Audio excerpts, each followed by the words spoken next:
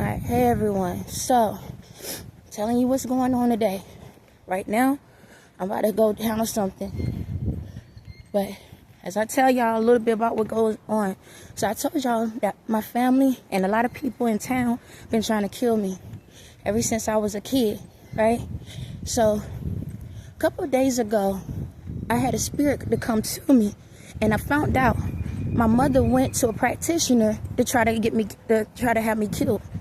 So technically yesterday, when I went to get my son haircut, somebody did a drive-by and supposed to have killed me. But I stopped the situation by talking to the practitioner. So what happened was the practitioner was talking to me, and I asked the person, the one that does spells, I was like, hey, do you even know who I am? She was like, no. I said, what my mother tell you? She said, you was a demonic person. You was evil. You just demonic and evil. I said, okay. So this is what I did. I allowed that person into my spirit. She felt my spirit, and she felt amazing. So I asked her again. I said, do I feel like I'm demonic? She was like, no. I said, do you even check to see if I was demonic before you was going to put a spell on me? She said, no. I said, she would have got you killed. I said, now, she was going to get karma anyway because she wasn't paying attention. But yeah, my mom was trying to get somebody to kill me yesterday. And I could feel it in her spirit that she was nervous when she was taking me to the barbershop. Then today, out of nowhere, she's going to say, hey, I need you to go to the laundromat and wash some clothes, right? So you can wash some clothes. But then it's like she was on some random time. She was like, I need you to be ready in like 10 minutes. I was like, well, I got to sort this stuff out first and get my, wash up or whatever and get ready. So lo and behold, I get there. I'm not even there that long. I'm there long enough to put the clothes in and come back and sit down. Let me find out this guy, Clyde Armstrong. I'm going to tell you about him in a second. Came walking in there. I know this man has a washing machine and a dryer at his house. Okay? He come walking up. You talking about my spirit went crazy. Let me find out. This dude been putting spells on me ever since I was a kid. And I went off. My spirit went off in the laundromat. There was a lady there. She asked me, is I okay? I said, yeah. I said, do you believe in God? She said, yeah. I said, I'm going to just say this. I said, this man been putting spells on me my entire life. I said, him and my family been putting spells on me my entire life. I said, he's sitting here acting like he don't know what's going on. I said, his washing machine work. I said, it's coincident. I said, you've been seeing me come in here. Coincidentally, he comes up here now.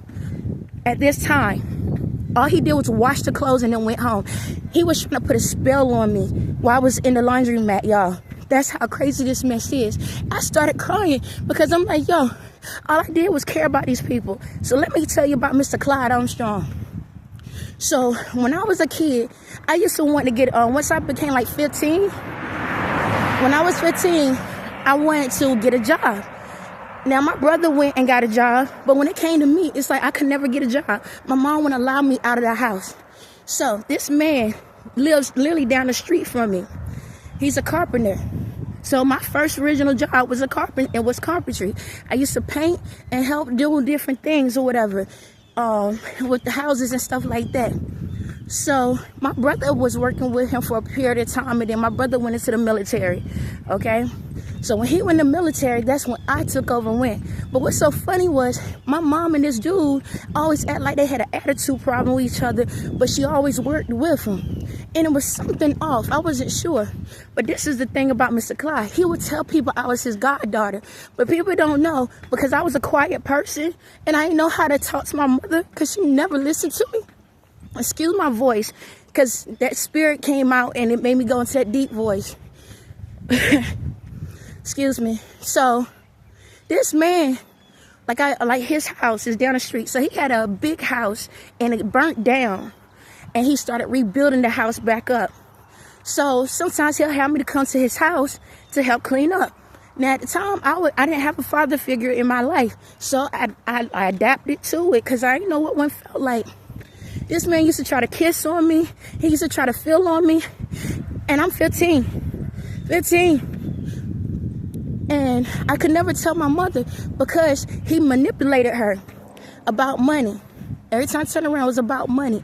So I didn't want to lose a job because I didn't want him to stop, giving her a job because she wasn't working at the time. Because she'll come and help out too. And so the situation happened where I started working with him off and on. And it got time for me to get ready to go to college. So he said, I have a program. So I'm sitting here thinking he don't have a real business like that. He just go do houses, but he don't have no employees. He do it, but it's like one or two random people sometimes, or his son or whatnot. So I'm sitting back and I'm like, oh, you got a program? Yeah, I got this program where I get two girls where I help them get housing and a car. I said, okay. I said, you sure? I said, do I have to come back? Because at the time I was going to move to Greenville for community college. And I said, do I have to come back to work with you? He said, no, you don't have to do none of that. You don't have to do none of that. I said, are you sure? He's like, yeah. So I moved. I ended up moving in with a cousin. Okay. So he helped me with getting the place. And he eventually helped me get a car. It was a while, but he eventually helped me get a car. Now with this whole situation, now I'm like, okay, what's going on? It got to the point this dude will come by, park his car at a distance and try to come over. But I realized he was trying to be sneaky about it. He wanted to try to have something sexual. Again, I guess I'm naive. Never did nothing with him, okay? Nothing, no kiss, no nothing. But it was like, I'm stuck because I'm like, I don't know what to do. I don't have no family or friends I could talk to about this or anything. Eventually, I did have a friend I talked to a little bit about it. But he'll always come popping up at my place. And then one time, man, I had, I didn't realize it, but I'm always wearing clothes, fully clothed. But I guess my underwear was sticking out a little bit from my pants. Now at this time I'm 17. I graduated high school when I was 17. This dude gonna come and put his hand on my underwear and pull on it. Okay? Scared the mess out of me. So after that, it was kind of weird. But what happened was my mom kind of manipulated me. Like when it came to the car situation, she's like, I'm the one paying for that car. I'm the one paying for the car. And it was confusing. I'm like, he said he's doing it. She's like, he's telling me he's taking it out of my checks. I said, I'm confused. So one day I went through a situation where I didn't want to deal with him anymore. Okay? Now I am working at this time, but I'm barely making ends meet. Barely making ends meet. Hold on. Barely making ends meet. And so the cousin that I was living with abruptly out of nowhere moves out. Now, when it came to the lights, I was the one that put the deposit down for us to have the lights. When I went back from work, went home, there was no lights on. This child and her daddy is a pastor. They took the lights and transferred it to an apartment across the street from me. Across the street from me, and didn't give me no update. She was mad at me because her so-called friends was laughing at her, so she took it out on me. By the way, this same family was the same ones that called the police on me as well to try to get me kicked out of my place. But all of this is going on. So I didn't have no family to call to ask for help. Nobody. So I had to contact him. I called my mom. She was like, call Clyde. I said, okay, because I needed lights. I called him. He said, I'm going to come and get you, and I'm going to help you turn the lights back on, and we're going to get some items for the house. Because what she did, anything that was hers, she took. I said, okay, cool. I said, I'm like, okay, cool. This Negro going to come pick me up, take me to Rocky Mount. My spirit at that time, again, I don't know who I am. I'm just a regular person. My spirit at that time felt weird. It was like, what in the world's going on? Do you know? He took me to a hotel, and I'm crying like crazy. Crying like crazy. And so I walk, he goes in and stuff. Again, I'm scared. I don't know what to do. Because this is the same guy that told me that if a man ever rape you, don't tell the police because they're not going to believe you. So I'm scared. I'm scared, y'all. I'm scared. So I'm walking behind him. We get to the room, and I'm scared because I'm like, I don't have nowhere to go. I don't have family I can call, or none of that. Nothing. So I go up to the room, and my brain is going crazy. This Negro gonna take his shirt off and talking about, can you put lotion on? I cried like a baby. I cried until he said, I'm gonna take you back. Yeah, that's the crap I had to go through with these people. Eventually, I finally told my mother, you know who she believed? Him. And then he ended up calling me the B word. Yeah. She had to believe him. She believed him. I said, okay, cool. So after that, I didn't say nothing to him for a long time. Now, when I came back from the psych ward, he was fixing the house across the street. So I'm in a forgiving place. I'm like, I'm going to just forgive him. I'm going to forgive him, right? It's amazing. He's where I stay at now. He's fixing the house across the street. And lo and behold, who moves in? The chief of police end up moving across the street. Yeah. So I'm sitting here thinking like, okay, there's some stuff going on. But I'm like, I'm not sure. But this is kind of weird. So I got to the point I didn't have any income coming in at the time because I was still going through some legal battle stuff. And so eventually I was like, you know what? My mom was like, hey, Miss Clyde said we can come over to his house and clean up and he'll give us some, give us some money. I had to still pay my phone bill. You understand? I still need to connect with my kids. So I go over there and work or whatever. Now he has a basically brand new, like a up-to-date wash machine and dryer, like the little flashy looking ones, right? Nothing wrong with it. How I know? Because I cleaned the mess. Okay? So I'm sitting here like, okay, something's going, like, okay, I'm still in a depressed state. Again, I just came out of psych ward. I don't know who I am right now. I'm trying to figure me back out again. I was in a dark place. So after that, I really didn't communicate the most. I'd be like, hey, how you doing? And he always tell people all the time. I look at her every morning. Yes, he has a picture of me in his bedroom sitting up on this thing. So when he wakes up, I'm the first person he see every morning. Yes, now I know that's an altar. Every morning he wakes up and see me. And he tells people this like with ease.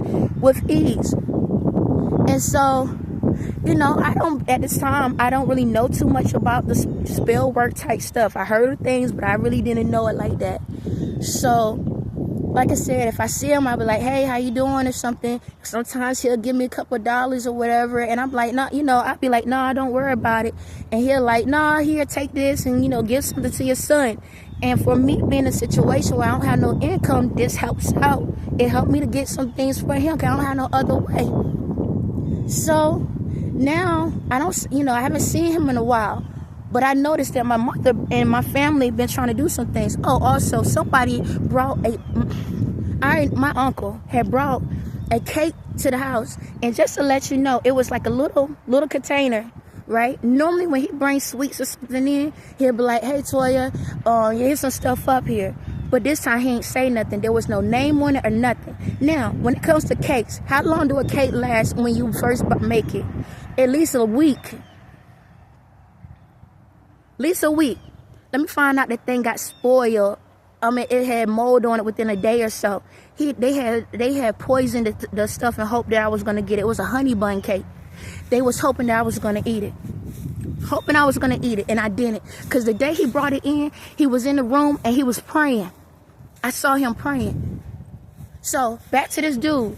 So today I go to the laundromat. I'm there. And let me go back. Yesterday or day before yesterday, I had some spirits to come to me.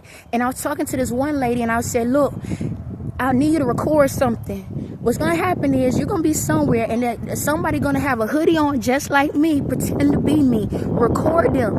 I said, record them. I said, it's a demon spirit, record them. I said, but don't say nothing, just record them. Lo and behold, yes, that situation is for that person. I didn't know it was going to be for me today. This dude come walking up into the laundromat out of nowhere. And like I said, that's when my spirit acted up. I'm over this stuff. I'm over it. And it made me cry because I'm sitting here like, Dad, all I ever do is love these people. Do you know this man used to tell me, out of all my kids, you're not my child, but you're the only one that always been nice to me and showed appreciation to me, was there for me when nobody else wanted to work with me and wanted to be around me. His kids come and steal his stuff. His own biological kids steal his stuff. And he said, every time I turn around, and when I needed your help, you was there. It didn't matter what was going on. One time I went into this daggone chicken house. Freaking chicken house. That mess smelled like crap. It was poop everywhere. And I'm in there working with him because nobody else wanted to be there to help him. Like, it hurts. It hurts that these people doing this to me. But it's by the end. It's by the end. So, I just wanted to explain that. And it's so crazy. Despite it all, I still have love for these people. But whatever karma comes, karma's coming. But I still have love for these people. Because I want to be who I am if I didn't. So, I'm just saying this, man. Like, get y'all lives together. Get y'all lives together. This crazy mess out here in the world, it ain't worth it. It ain't worth it at all, okay? It's not worth it at all. Get your lives together. On that note, y'all have a blessed day.